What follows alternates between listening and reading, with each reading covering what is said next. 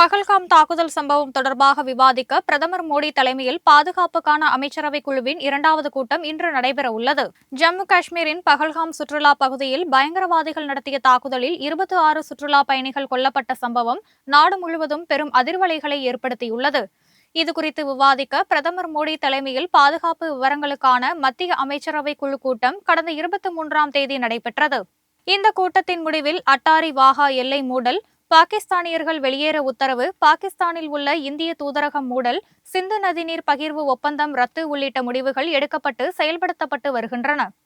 பாகிஸ்தானும் இந்தியாவுக்கு எதிராக பதில் நடவடிக்கைகள் எடுத்து வருவதால் இரு நாடுகளுக்கும் இடையே பதற்றம் இருந்து வரும் நிலையில் இன்று பிரதமர் மோடி தலைமையில் பாதுகாப்புக்கான அமைச்சரவை குழுவின் இரண்டாவது கூட்டம் நடைபெற உள்ளது. பகல்காம் தாக்குதல் தொடர்பாக இந்த கூட்டத்தில் அடுத்த கட்ட முக்கிய முடிவுகள் எடுக்கப்படலாம் என்று கூறப்படுகிறது. மேலும் பாகிஸ்தான் மீது சில பொருளாதார ரீதியிலான நடவடிக்கைகள் எடுக்க ஆலோசிக்கப்பட வாய்ப்பு உள்ளதாக தகவல்கள் வெளியாகியுள்ளன.